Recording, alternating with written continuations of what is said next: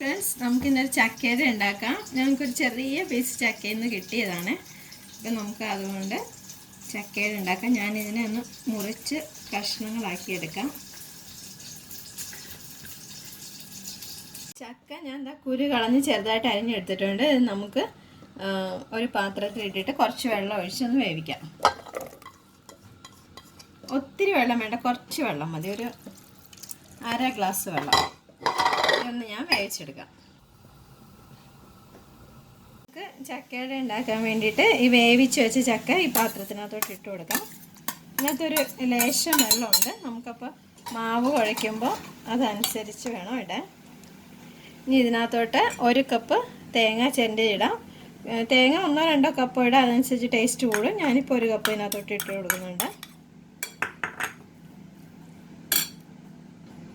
ഇനി നമുക്ക് വേണ്ടത് 1 കപ്പ് ഗോതമ്പ് പൊടി, അതിനകത്തോട്ട് 1 കപ്പ് അരിപ്പൊടിയും ചേർത്ത് കൊടുക്കാം. അരിപ്പൊടി തന്നെ മുഴുവൻ അരിപ്പൊടി നമ്മൾ ചേർക്കുമ്പോൾ അത് ഇച്ചിരി കട്ടിയായിട്ടിരിക്കും. ഈ ഗോതമ്പ് പൊടിയും കൂടി ചേർക്കുകയാണെങ്കിൽ നല്ല സോഫ്റ്റ് ആയിട്ടിരിക്കും. അപ്പോൾ 1 കപ്പ് അരിപ്പൊടി ഇട്ടിട്ടുണ്ട്. ഇനി ഇതിനകത്തോട്ട് ഞാൻ 2 ഏലക്കായും 1 സ്പൂൺ ജീരകവും കൂടി, നല്ല ജീരകവും കൂടി പൊടിച്ചതാണ്, അത് ചേർത്ത് കൊടുക്കാം.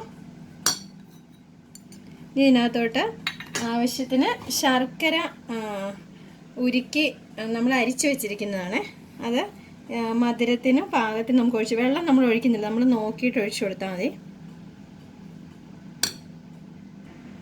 ഇതിനകത്തോട്ട് നമുക്കൊരു പാകത്തിന് ഉപ്പിട്ട് കൊടുക്കാം. ഞാനിപ്പോൾ ഒരു 1/4 ടീസ്പൂൺ ഉപ്പിടുന്നുണ്ട്. പിന്നെ നന്നായിട്ട് കുഴച്ച് കഴിഞ്ഞിട്ട് നമുക്ക് നോക്കാം ഉപ്പ്. ഇനി ഇത് നമുക്ക് കൈ കൊണ്ട് നന്നായിട്ട് ഒന്ന് കുഴച്ചെടുക്കണം. ഇത് നന്നായിട്ട് കൈ കൊണ്ട് കുഴച്ചെടുത്തിട്ടുണ്ട്. ഇതിൻ്റെ പാകം ഇങ്ങനെയാണ്. ഒത്തിരി വെള്ളമായി പോകണ്ട, ഒന്നും ഒത്തിരി കട്ടിയായി പോകണ്ട. ഇത് നമുക്ക് ഒരു ഹാഫ് അവർ ഒന്ന് റെസ്റ്റ് ചെയ്യാൻ വെക്കണം, കുതിരാൻ വെക്കണം. എന്നാലേ ഇത് നമ്മുടെ അട ഒന്ന് സോഫ്റ്റ് ആകത്തുള്ളൂ. ഇത് ഇവിടെ ഇരുന്ന് കുതിരണം. നമുക്ക് പക്ഷേ ഇത് ഉണ്ടാക്കാൻ വേണ്ടിയിട്ട് ഇല വേണമല്ലോ. ഇത് നമുക്ക് ഇവിടെ നിന്നൊക്കെ ഇങ്ങനത്തെ ഇല കിട്ടാൻ ബുദ്ധിമുട്ടാണ് ഗൾഫിലൊക്കെ. അതുകൊണ്ട് ഞാനിത് നാട്ടിൽ നിന്ന് വരുമ്പോൾ ഇങ്ങനെ കൊണ്ടുവരും. എന്നിട്ട് ഒരു ന്യൂസ് പേപ്പറിനകത്ത് പൊതിഞ്ഞിട്ട് സാധാരണ ഇത് ഞാൻ ഫ്രീസറിനകത്തോട്ട് വെച്ചേക്കും.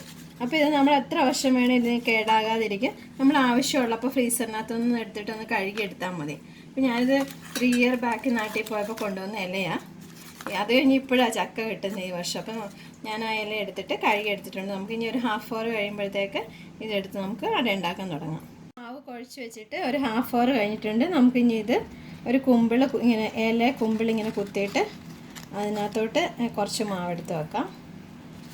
ഒത്തിരി അങ്ങ് കുത്തി നിറച്ച് വെക്കണ്ട, ഒരു 3/4 വെച്ചിട്ട് ഇങ്ങനെ അടയ്ക്കാം. ഞാൻ ഒരു സ്റ്റീമർ അടുപ്പേ വെച്ചിട്ടുണ്ട്, ഒരു ഇഡലി പാത്രം. ഇത് നന്നായിട്ട് വെള്ളം തിളച്ചിട്ടുണ്ട്. ഇതിനകത്തോട്ട് നമുക്ക് നമ്മളുണ്ടാക്കിയ ഈ കുമ്പിൾ അങ്ങോട്ട് ഓരോന്നോരോന്ന് വെച്ച് കൊടുക്കാം.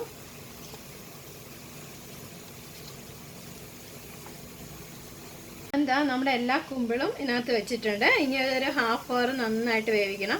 അടച്ചു വെച്ച് ഒന്ന് നമുക്ക് ഹാഫ് അവർ വേവിക്കാം. നമ്മുടെ അട നമുക്ക് നോക്കാം. ഇപ്പം ഏകദേശം ഒരു അരമണിക്കൂറായിട്ടുണ്ട്, വെന്തിട്ടുണ്ട്.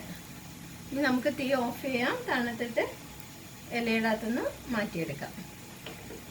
ഞാനിതൊരെണ്ണം എടുത്ത് കാണിക്കാം. ഇത് ഇങ്ങനെ നമുക്ക് എടുത്ത് വെക്കാം. ഞാൻ ഈ എടുത്ത് കഴിഞ്ഞിട്ട് ഈ ഇല കളയാറില്ല. ഈ ഇല തന്നെ നമുക്ക് റീയൂസ് ചെയ്യാം. ഇത് വെള്ളത്തിൽ വെച്ച് കഴുകി വൃത്തിയാക്കി തുടച്ചിട്ട് വീണ്ടും നമുക്ക് ഫ്രീസറിൽ വെക്കാമെങ്കിൽ ഇനി നമുക്ക് ചക്ക കിട്ടുമ്പോൾ പിന്നെ ഉണ്ടാക്കാം.